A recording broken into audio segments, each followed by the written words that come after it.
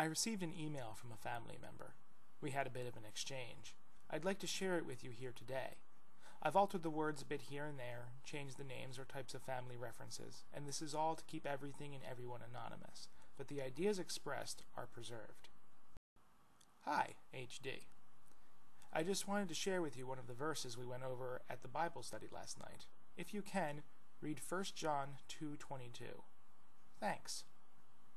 I looked up 1 John 2:22, and it said, "Who is the liar? It is whoever denies that Jesus is the Christ. Such a person is the Antichrist, denying the Father and the Son." I later found out that my family member listed the wrong verse, but before that, I responded. So I'm an Antichrist now, am I? So among all of the moral philosophies in the New Testament, among all the stories and well-intentioned parables, the one thing you decide to share with me is the bald assertion, anyone who disagrees with this is a liar. This is really what spoke to you as something people who think the Bible is not the Word of God need to hear. This is the last thing you should be bringing out. You see, I know I'm not lying. I know I am quite confident in my position. To bring that out is only more evidence that the Bible is not an infallible work. Not that I needed more evidence. I already have plenty to draw on in the New Testament alone. The real liar is the person who said only liars would disagree. Well, that's inaccurate.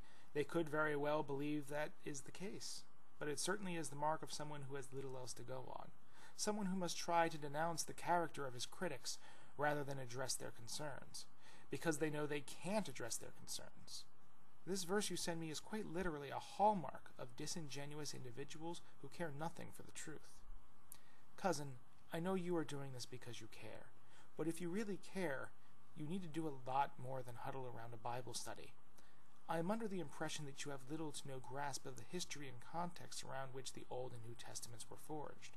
Mind you, I am no expert on the matter either, but I at least have a foundational grasp that at least allows me to render an informed decision on the matter. What you do have is feelings and anecdotes, something that I constantly remind you is not unique to Christianity. You think only Christians feel a presence, or think they have their prayers answered, or think they saw and expelled a demon, even? No, these all happen in pretty much every religion. Your greatest example is when you prayed for a sign due to your doubt about a previous relation, and amazingly that relation told you the details you needed.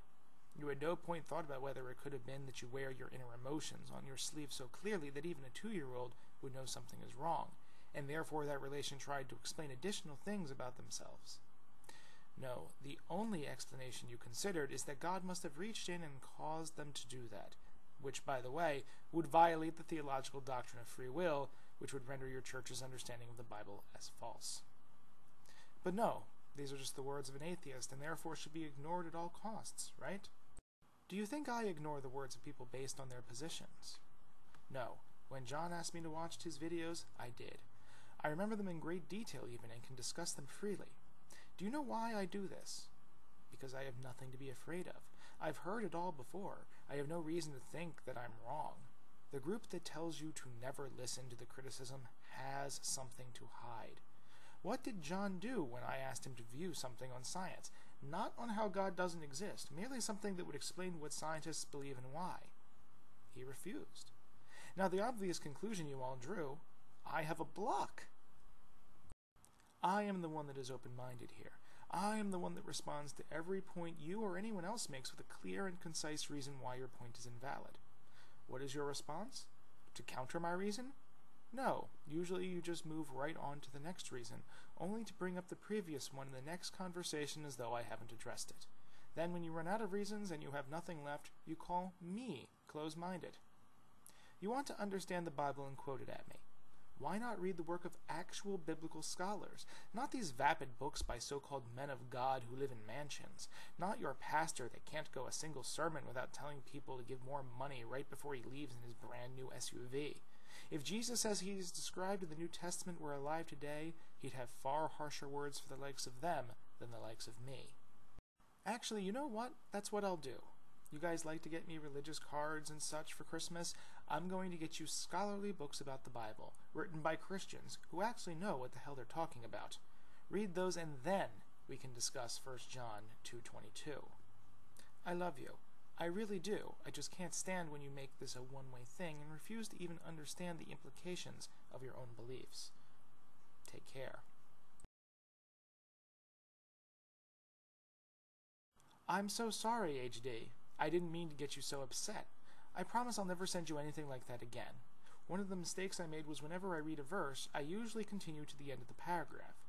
I wasn't focusing on the liar part, or the Antichrist part, but the part that says that if a man denies that Jesus is the Christ, he denies the Father and the Son, and continuing on to the next verse till the end of that paragraph, that no one who denies the Son has the Father, but if you acknowledge the Son, you will have the Father also. I didn't in any way mean to offend you, I just wanted to know if you believe that, but never mind. I might not know everything, but I do have faith. What my family member was referring to was 1 John 2:23. No one who denies the Son has the Father. Whoever acknowledges the Son has the Father also. Apparently I sounded upset. Frustrated was more like it, so I responded. Upset? Did I use all caps or something? Cousin, I don't care that you send me religious stuff. I get religious stuff in my mailbox on a nearly daily basis. Since I am confident in my position, I do not have any qualms about talking religion with religious people. I even seek it out. What does frustrate me is when the conversation is one way, and I'm considered closed-minded for the simple fact I don't agree, and when I get verses thrown at me that in no way addresses any of my criticisms of the belief system. So apparently you meant to give me 1 John 2:23. Perhaps next time it would be better if you just copy the text yourself. BibleGateway.com has the entire Bible online, with dozens of different versions, like the KJV and the NIV. Now, could you please tell me why you picked that verse? If I don't believe the Bible is an authority, why would its declaration that I deny God if I deny Jesus have any meaning for me, especially if I don't believe in God either? This is what I'm talking about. If you want to make theological points, I welcome them. I can discuss this topic all day. However, if those points are absolutely meaningless to my position, then it is rather frustrating to hear them. For example, were I to pull out references in the Quran that says you must follow the Prophet Muhammad in order to gain access to heaven, that would be absolutely meaningless to you, because you give no authority to the Quran. I would first have to establish why you should accept the authority of the Quran before any unbacked assertions it makes would move you in any way. Now, obviously, I have no interest in touting the Quran. I feel about it the same way I feel about the Old and New Testament, but I'm using it as an example. So again, to reiterate, send me as many religiously oriented ideas and thoughts you may have. Just vet them a little first. Think to yourself, does this in any way show the Bible to be from God? Explain to yourself why. Write it out. Record it vocally if you need to. Just give it some thought first. I don't believe that is too much to ask. If you are to do this, though, you have to be willing to hear my side of it too. Unless you believe you are God, then your perceptions of God are fallible, meaning you can be wrong. If you close yourself off to possibilities other than the one you already accept, then you do not have faith. The person who has faith challenges it, for they have faith that it can surpass any challenge. Only those without faith refuse to listen to the other side. There's no need to apologize, there's no need to worry. Just try a little bit, okay? Have a nice day. Now, since writing this, it has come to my attention that my family member merely wanted my opinion and wasn't trying to share something meaningful or poignant. What I intend to tell them is that 1 John 2:23 is basically about the Jews, that the Jews felt their belief in Yahweh is enough and that there is no need for Jesus. That is why that section of text exists, to tell them that they deny Yahweh if they deny Jesus. I would like opinions on whether this is accurate. I do not wish to misrepresent the text. Also, any recommendations of popularized works done by actual biblical scholars would be welcome. They should be Christian, or Christian when they wrote the book. I still intend to give them out to my Christian family members for Christmas. Thank you.